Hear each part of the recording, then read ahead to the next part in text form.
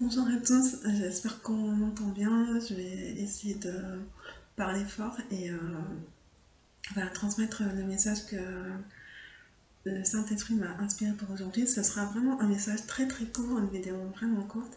Et avant de commencer, on va prier. Alors, Père, pardon.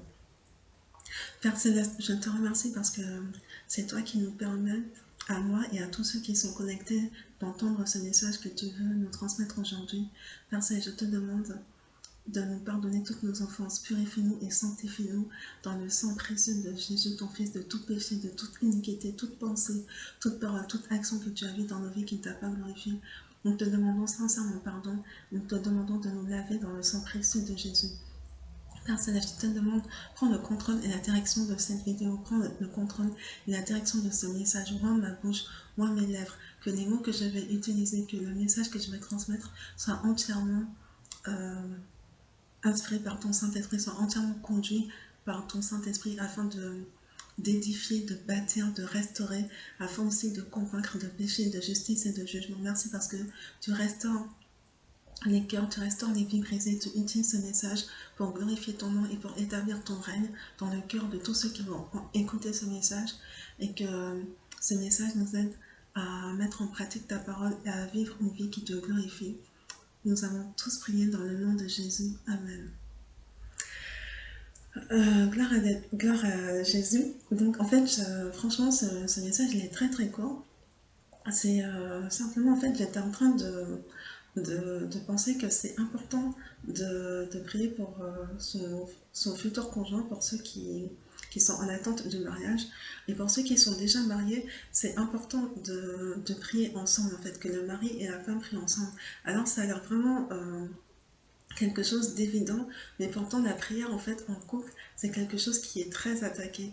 Et en fait, moi c'est quelque chose qui, aujourd'hui ça me semble évident qu'il faut prier pour la personne pour laquelle Dieu nous destine, la personne avec laquelle on va se marier, même si on ne connaît pas encore la personne en fait, même si on ne sait pas à quoi ressemble la personne, même si on ne sait pas euh, qui est cette personne, mais c'est important de déjà prier en avance en fait pour préparer le terrain spirituellement parce que le mariage c'est vraiment spirituel. Le mariage c'est une institution de Dieu, c'est quelque chose qui vient de Dieu et donc c'est très combattu. Et donc on ne peut pas se permettre en fait en tant que chrétien, en tant qu'enfant de Dieu, d'entrer au hasard dans le mariage. Et donc c'est important de préparer le terrain et on prépare le terrain dans la prière. Et donc c'est important même si on n'a pas encore rencontré la personne, ben, pour les femmes de prier pour son futur mari et pour les hommes de prier pour sa future épouse. Et euh, il y a un livre en fait qui peut aider pour ça, pardon, elle s'appelle Stormy Omartian. C'est une américaine et elle a écrit un livre qui s'intitule La prière d'une épouse est efficace. Et elle a aussi écrit un livre qui s'appelle La prière d'un époux est efficace. Et en fait, comment elle est parvenue en fait à écrire ces livres. euh, Par la suite, elle a aussi écrit le livre La prière des parents est efficace. Enfin, elle a découvert l'importance de la prière en famille. Excusez-moi. Elle a découvert en fait l'importance de prier pour son conjoint, l'importance de prier pour ses enfants, l'importance de prier en fait pour tous les domaines de la vie parce que quand on prie, c'est à ce moment-là que Dieu il protège en fait nos relations familiales, nos relations amicales, enfin c'est à ce moment-là que Dieu intervient. Et en fait, elle explique que quand elle s'était mariée, elle avait vraiment des difficultés dans son couple. Elle était arrivée à un moment où elle voulait vraiment complètement divorcer, tellement elle en avait ras-le-bol. Et un jour, en fait, elle était en pleine crise de larmes dans la prière devant Dieu. Dieu lui a expliqué que, en fait, les prières qu'elle adressait, c'était des prières qui visaient à changer son conjoint. Parce qu'il y avait des choses chez son conjoint qui la dérangeaient et qui la mettaient en colère. Et Dieu lui a dit qu'en fait, cette façon de prier-là n'était pas vraiment... c'était pas ce genre de prière que lui, il voulait qu'elle fasse, mais il lui a montré en fait, il lui a expliqué que ce qui était important, c'était son attitude à elle. En fait, que Dieu lui a expliqué que la prière en fait qu'elle devait faire, les prières qu'elle devait faire, c'était des prières pour changer son cœur à elle, son attitude à elle, sa façon à elle de réagir vis-à-vis des choses qui la dérangeaient chez son conjoint. Et donc, c'était vraiment, pour elle, c'était vraiment un choc en fait, et ça a été une grande remise en question, et ça a été super difficile de faire ça. Mais Dieu a demandé, est-ce que tu veux vraiment sauver ton mariage? Et donc, elle a répondu oui, et Dieu a dit, alors ça, c'est le chemin pour y arriver. Donc, elle a fait ce sacrifice en fait de la prière, de s'humilier, de renoncer à elle-même, de changer sa perspective.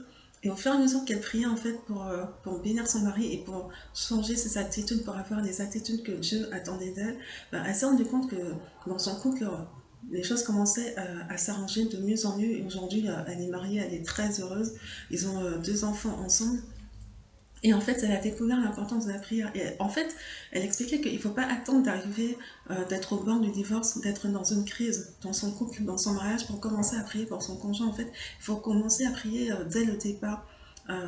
Pour commencer à prier pour son conjoint. Par exemple, les femmes qui prient pour leur mari, prier pour le travail du mari, pour les finances de son mari, ou même de son futur mari, pour les finances de son futur mari, pour le travail de son futur mari, prier aussi pour les relations amicales, prier pour la sexualité, prier pour la vie spirituelle, la relation avec Dieu, enfin tous les domaines en fait qui concernent une personne. Elle va te prier en fait pour ça. Et en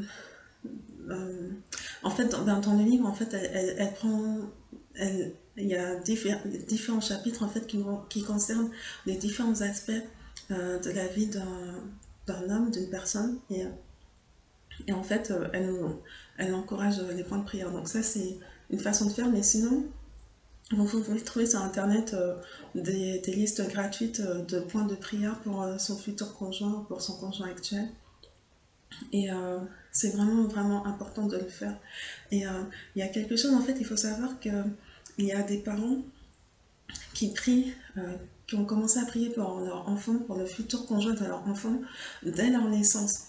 Il y en a même, avant même que l'enfant naisse, et priaient déjà pour le futur conjoint. Et c'est tellement intelligent de faire ça, parce que quand on voit les résultats, bah, en fait, ce genre d'enfants-là, quand ils grandissent, voilà, ils arrivent à la vingtaine, ils se marient, enfin, ce sont des enfants, des personnes qui se marient assez rapidement et qui se marient très bien avec des personnes de qualité. Et ça leur évite tellement, ça leur évite beaucoup de déboires. Donc c'est vraiment important en fait de prier pour son futur conjoint. Et même quand on est déjà parent, ben, de prier pour les conjoints de ses, pour les futurs conjoints en fait de ses enfants.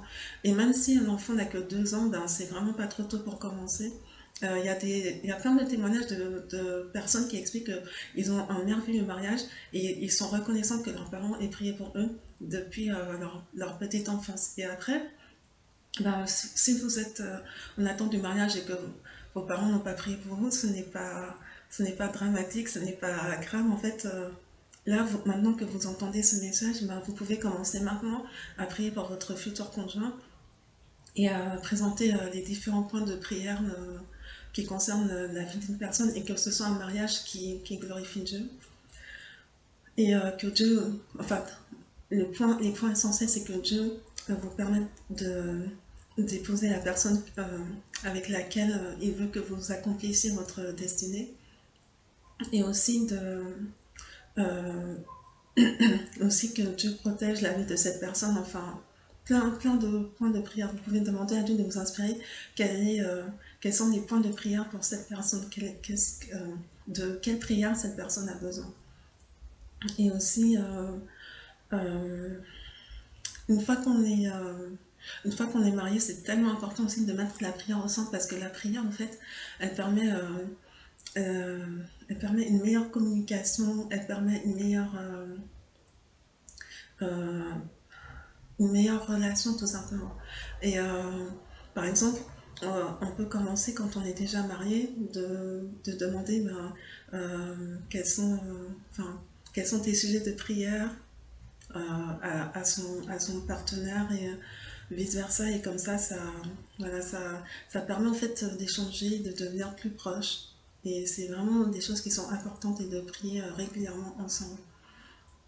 Et oui, il y a aussi quelque chose que je voulais partager, c'est que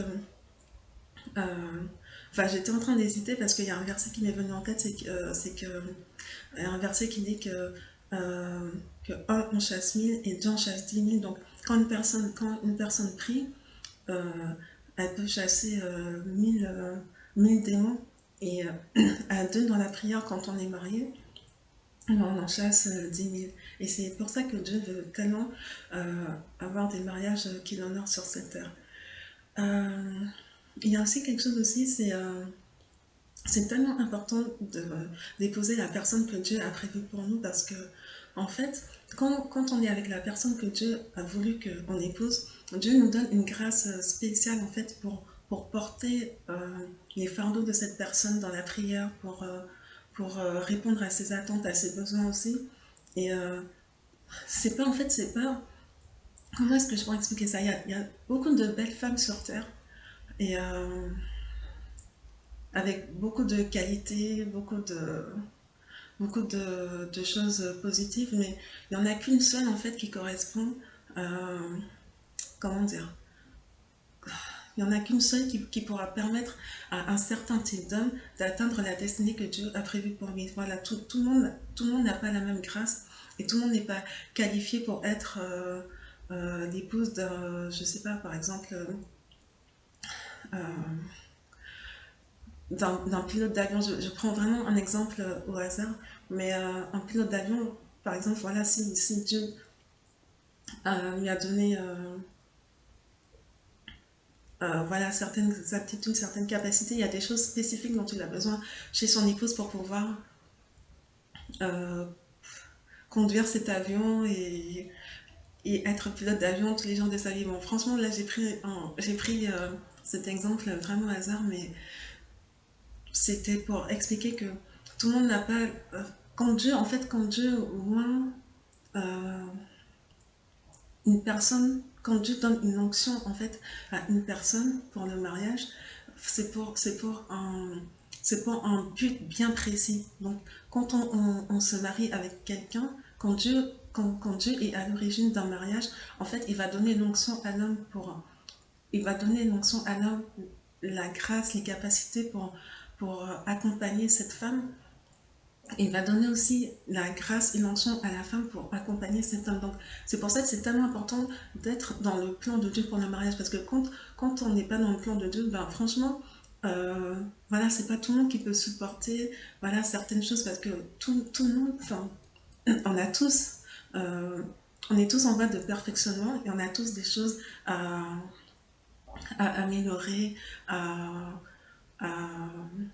à perfectionner. Et donc, c'est pas tout le monde qui a la grâce, en fait, pour pouvoir nous accompagner dans la vie. Et donc, la personne que Dieu a prévue pour nous, elle a cette grâce-là, elle a cette onction pour pouvoir nous aimer, pour pouvoir nous comprendre, pour pouvoir être patient avec nous dans tous les aléas dans tous les aléas de la vie. Donc, c'est pour ça que c'est tellement important d'être avec la personne que Dieu a prévue pour nous et de ne pas insister quand on demande à Dieu, Dieu il va nous montrer quelle est la personne qu'il a prévue pour nous. Et si Dieu nous dit non pour une personne, ben, même si ça fait mal, parce que on est des êtres humains, on a des émotions, mais franchement, il vaut mieux obéir parce que ce que Dieu a pour nous, ce sera toujours bon. Quand Dieu nous dit oui, c'est que c'est bon pour nous. Et quand Dieu nous dit non, c'est que c'est bon pour nous aussi. Dieu a le meilleur pour nous. Et de toute façon, la bonne nouvelle, c'est que si Dieu dit non, il y a un oui qui attend plus tard. Donc, voilà, ça c'est la bonne nouvelle. Donc c'est vraiment important d'être dans le plan de Dieu pour le mariage, d'être connecté avec la personne que Dieu a prévue pour nous, de prier ensemble, de prier pour son conjoint, de prier pour son futur conjoint.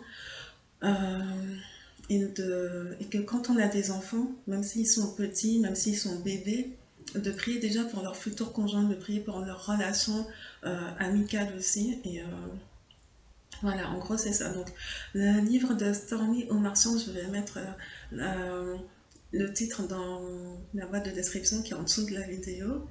Et voilà, c'est le message que j'avais à cœur de partager. Donc, voilà, que Dieu vous bénisse, que la paix de Dieu soit avec vous. Et je vous dis à une prochaine. Bye.